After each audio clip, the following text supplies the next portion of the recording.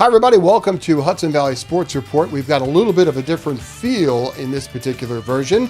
I know that my partner Rich Tomaselli is chomping at the bit to be able to talk about some of these games that are coming up this weekend, and we really have some exciting matchups to be able to look forward to. Unfortunately, as many of you may know, Rich is in the hospital recovering from surgery, but he is joining us here through the miracle of technology. And Rich, so good to have you with us tonight.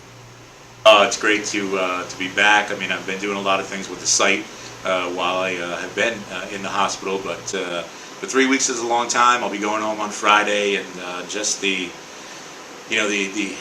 outpouring of affection, of goodwill from everybody in our local sports community has been absolutely overwhelming. Well, let's talk a little bit before we get into the games about Millbrook. They came over and gave you something a little special. They did. Obviously, 6 months ago or so, we moved to Millbrook. So that's our hometown now. That's our community. And I think everybody knows I went to high school and played high school football with Sean Keenan, the Millbrook football coach. And he had the entire team sign a helmet and bring it to me, and it just, it moved me to tears. It was just, again, it was overwhelming, and so you can't, especially now that those boys are out of local play, sectional play, and off to the States and playing teams that are not in our local area. You can't help but root for them, for all of them, for all the local teams that are have gone on to state quarterfinals in football, the Final Four, and some of the other sports, and we've got a huge weekend coming up, so I can't thank Sean enough and the Millbrook football team, the entire Millbrook community. They've really reached out. My son's fifth grade class sent me homemade get well cards from everybody, so it's been a wonderful journey, and I'm doing good, and I really am for the first time in a long time, probably since college, eating better, eating healthier. Hope everybody sees that besides this white, I'm losing quite a bit of weight, and I'm happy about that, but getting stronger with rehab and therapy. Well, let's start with Millbrook. What do you see from this team this year? This is a team that last year we felt really should have gone all the way, but they had that heartbreaking loss to O'Neill. Right. I think this is a determined, focused team this year. I really think that they kind of got the bugaboo out of their system, avenging the loss to Sullivan West. I think they look at some of the common opponents, or maybe not common, but just some of the opponents that Woodlands has played. Chester from Section 9, a D team, beat Woodlands this year. So I think Millbrook's got a great shot at beating Woodlands and moving on to the state Final Four, which, if they do, that semifinal game is kind of a home game. They're back at Dean Stadium. All right, let's talk about Friday night. Big game between Lourdes and Marlboro in the state quarterfinals. That one should be a barn burner. Well, that's going to be, I mean, if they can be remotely close to what they played in 2012, that was just an epic game. Just an amazing drive at the end of the game by Marlboro to tie it up, send it into overtime. Then there was the, what was it, a fake field goal? Was it not a fake field goal by Lourdes at the end that kind of sealed Marlboro's victory? I see these two teams as mirror images of each other, with the only difference being that Lourdes has the better quarterback, the more experienced quarterback, but both lines are physical. Both teams have great secondaries, so it may give Dean Roger a little bit of a hard time in passing. But then again, Lourdes has really established a running game with Danny Cox. But so has Marlboro. I mean, Reno Tamburi has just been on fire the last couple of weeks. So this is going to be a great game. I hate to keep using the word epic, but it's going to be a fabulous game. Yeah. And I'm impressed with the way Marlboro has played. Coming off that gangbuster season, and then all of a sudden you find yourself at 1-2 to start off the new season. But credit to the Marlboro Dukes, they didn't hang their heads. They dug in, they picked it up, and they found that Marlboro rhythm. Well, I think what happened with Marlboro is, they kind of front-loaded their schedule with, teams like Cornwall, a very, very good Wallkill team that they lost to on opening night. And then they got it better. You know, they have a first-year starter at quarterback. They have some other kids who had to step in, who were first-year starters as well.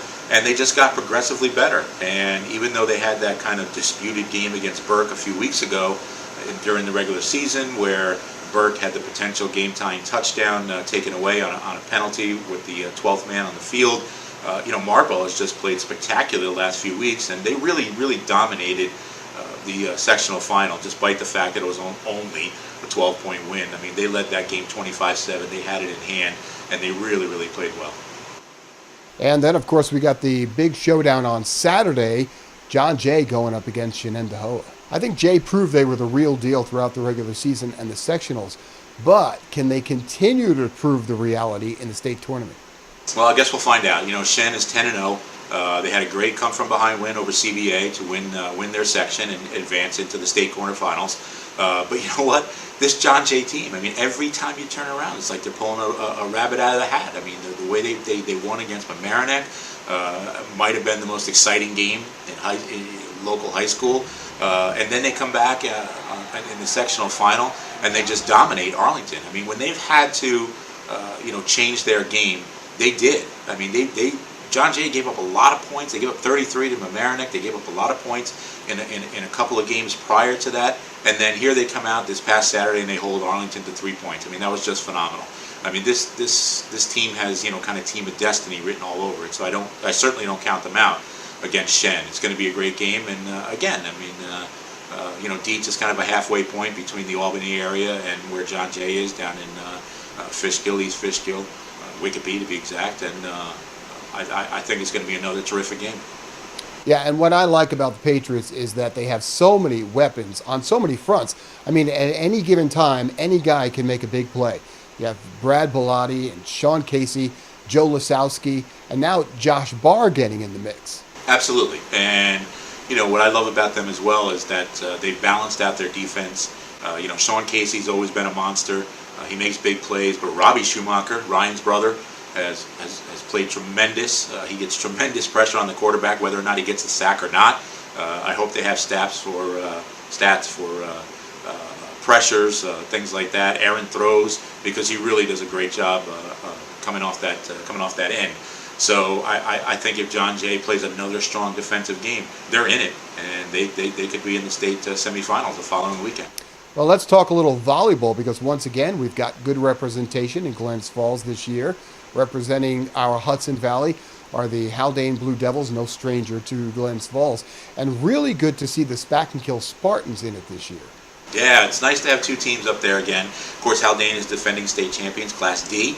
They're going back up. They've got a phenomenal team. I think last year when we were up there, Kelly Vajos, I mean, she might be the best hitter I've ever seen. She was just outstanding when she played up there, and she hasn't missed a beat during this entire regular season. And it's nice to see Spackenkill up there. Their bugaboo the last 2 years was Millbrook. I had actually just spoken to Cassie Diamond today, their head coach, and they talked about goals that they had for the season, and they were very simplistic. We need to get past Millbrook before we start thinking about doing anything else, and they did. So it's great to have both teams up there, and we'll see what happens when they get to the Civic Center up in Glens Falls. And then finally, rounding it out, we've got so much representation across all sports. Let's talk a little soccer and the Haldane girls and the Rhinebeck boys. Well, the Rhinebeck boys made it for the first time. They'll be in the state semifinals. I don't know how they're going to play an 8:45 a.m. game. I think that's a lot to ask of a team, but that's how the schedule goes when one site is hosting the state championships in all classes. But Rhinebeck's got an incredible team. They're 17-1. I'm looking forward to seeing a lot of the highlights and seeing them play. They've been very crisp this year. They've been patient. They've been methodical. They've adapted to situations on the field. So, again, there's another team you just cannot count out. And as far as Haldane girls go, they'll be up at SUNY Cortland for the Girls State Soccer Championships. They've got an afternoon game on Saturday, and if they win, they will be back in the finals as they were last year. Again, Gary Van Assel has done an incredible job with that team, getting them back to the Final Four, and I expect a good showing out of the Blue Devils again. Marina Martin.